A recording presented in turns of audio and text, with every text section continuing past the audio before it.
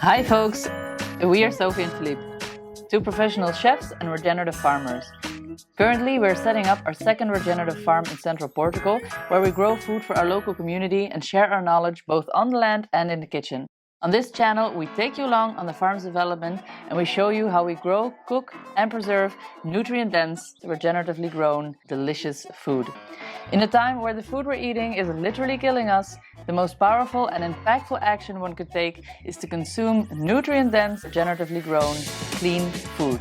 Let's grow it, let's cook it, let's do it.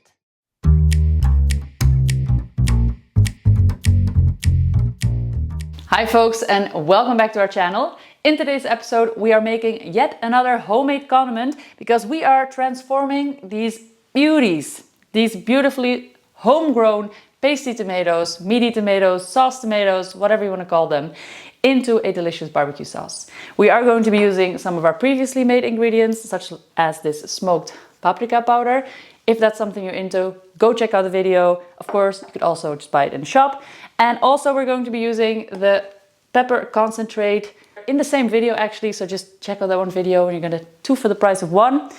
So let's get going. I've got about 4 kilos of chopped up pasty sauce tomatoes and they're going straight into the pan. For 6 bottles of 750 milliliters of smoky barbecue sauce, which can keep on the shelf after water bathing for up to a year, we need the following ingredients: 4 kilograms of tomatoes chopped, 1 teaspoon of cinnamon, 1 teaspoon of allspice, 1 teaspoon of crushed cloves, half a teaspoon of yellow mustard seed, half a teaspoon of cumin powder, 700 grams of onions sliced, 2 tablespoons of smoked paprika powder, 4 tablespoons of red pepper concentrate. If you don't have this, just unsmoked paprika powder is a good substitute, 320 grams of brown sugar, 4 teaspoons of salt, 375 milliliters of apple cider vinegar, and 8 cloves of garlic, chopped.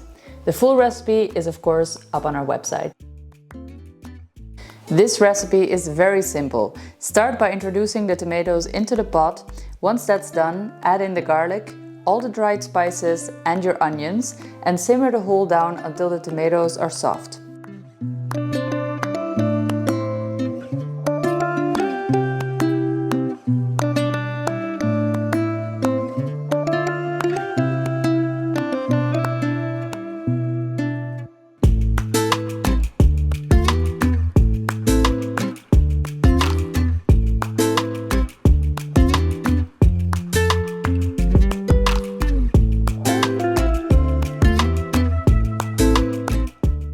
Once the tomatoes have softened up, you can give it a stir and add in the brown sugar,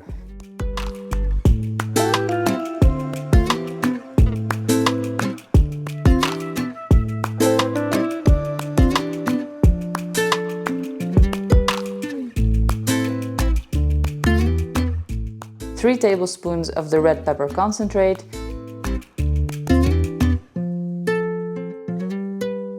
and the smoked paprika powder. This will give the sauce its smokiness.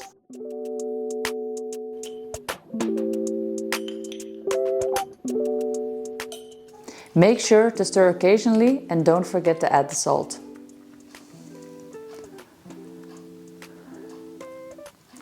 Let the whole simmer for another 10 minutes before adding in the vinegar.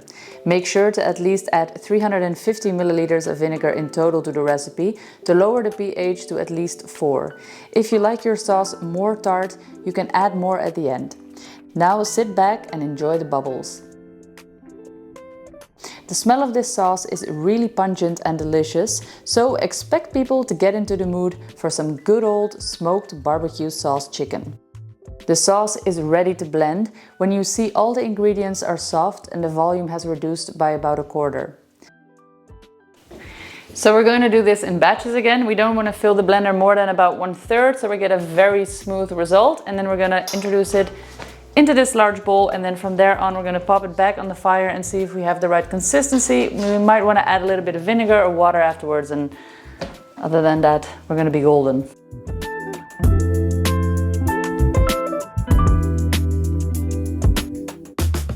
The mixing process is important. Make sure to blend it down to a very smooth sauce.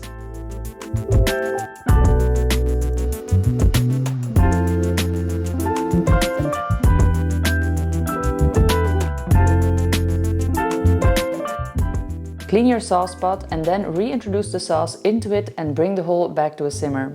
The tartness of your sauce and also the saltiness are amendable at the end.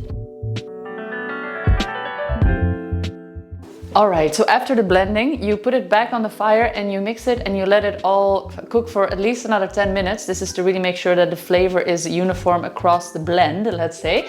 And then it's time to, as always, test what you made. Try it to go, because if you're not tasting, you don't know. And I really am a big fan of making things your own. So some people like it a bit more acidic, others less so. Sorry, there's somebody upstairs making a lot of noise. I can't really help it. It's a necessity. Otherwise, no video this week. So we're gonna have to deal with a little ambient noise in this video, but it's gonna be fine. I've just tasted it and I've decided I'm gonna make it slightly more tart. I added a total of 375 milliliters of apple cider vinegar and 1 more teaspoon of salt. So that makes 5 teaspoons of salt in total.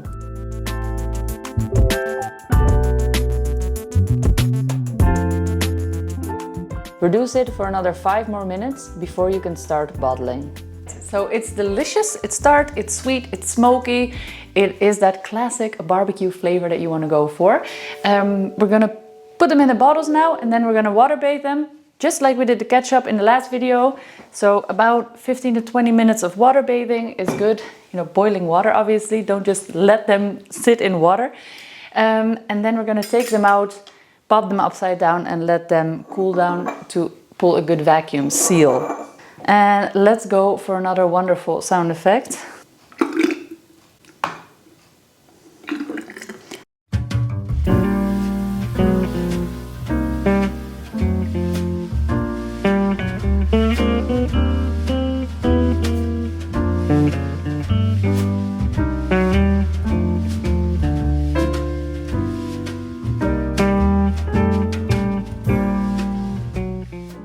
Then make sure the lids are on nice and tight before placing the bottles in the tall pot with water for water bathing.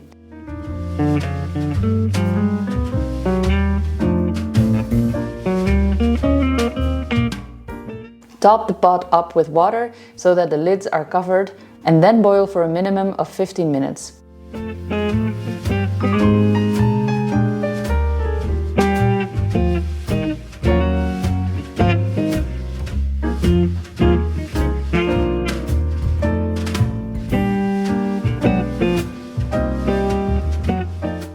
Be careful when turning over the bottles. They are piping hot and slippery and can be a little unstable upside down. We let them cool overnight before moving them into the pantry the next day. Before we get into what we made with the barbecue sauce, here is a quick update on what's been happening on the farm. Our crops are thriving and so are the sheep.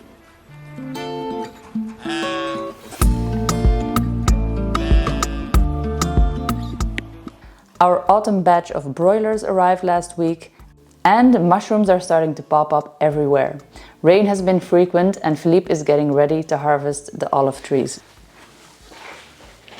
Alright, it's the next day, so these are completely cooled down and a vacuum seal has been created. You can tell that because a little indent will take shape here on the lid. When you open it, it should have a plock sound, some sort of a plof. A little bit of an explosion. That means that the seal is broken. If you don't hear that sound, you always have to trust your senses and when in doubt, just bin it. So this is going to store definitely up to half a year, even a little more, I'd say, onto your shelf in your pantry because the pH is nice and low, under 4. If you're in doubt, always check your pH levels. You can do that with a pH meter or you can buy these strips in the pharmacy. They're very cheap and this can go in the pantry now. I'm going to make lunch using some of this delicious barbecue sauce.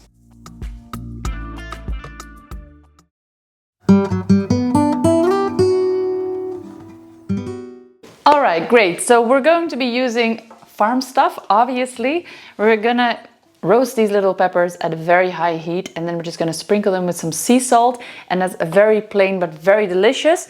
We're going to use half of a butternut pumpkin that I have left here, We are going to use some of our beautiful aubergines, some chicken thighs. I've got a few leftovers of a pork belly, a cured pork belly that I'm making. So we're gonna do that, and we're just gonna make a nice little vegetable meat lunch. Let's get cooking. These little green peppers are still growing so well in the tunnel, and we love eating them as a side dish, roasted at 240 degrees Celsius with nothing but some water and salt. Quick and simple.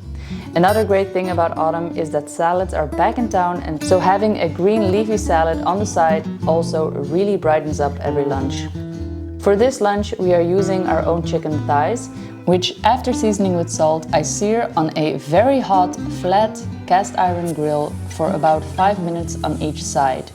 I just introduced them to the pan to brown, as I will bake them off for another 50 minutes in the oven at 180 degrees Celsius after searing.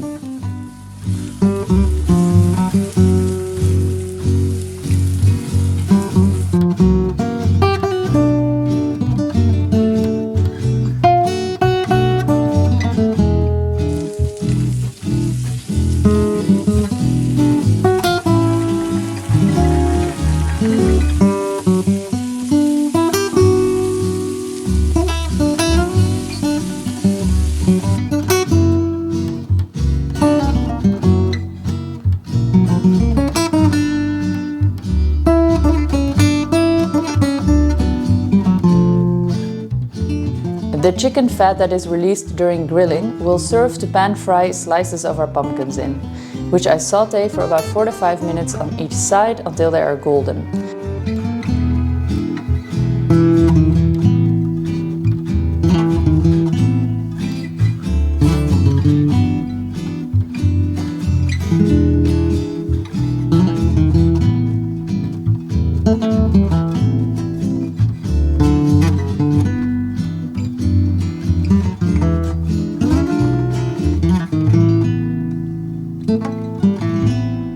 As space becomes free on the grill, I also take the opportunity to saute the pig belly that I have left over from another dish for about 4 minutes on each side.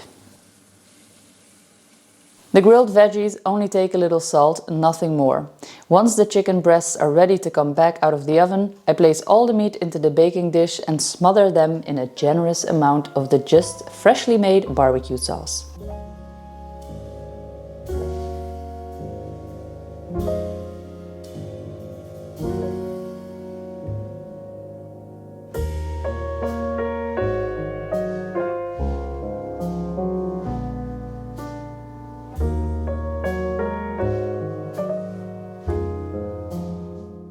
This then goes back into the oven at 240 degrees now for another 7 minutes, together with the tray of green peppers.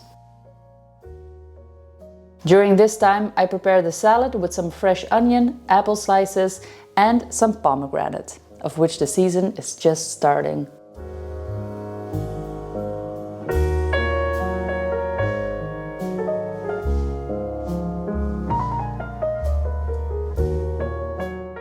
And then it's time to eat.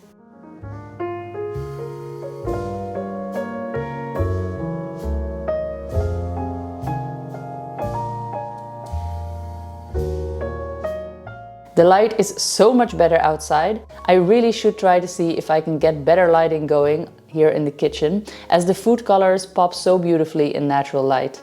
If you guys know anyone that is a great videographer that is looking for a job, send them our way, because it would be so great to have someone on site who could become part of our team.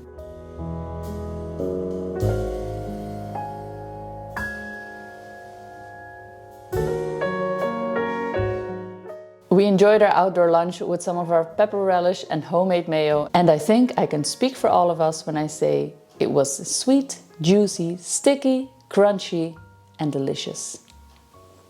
See you all next week, the farming chefs. Peace out.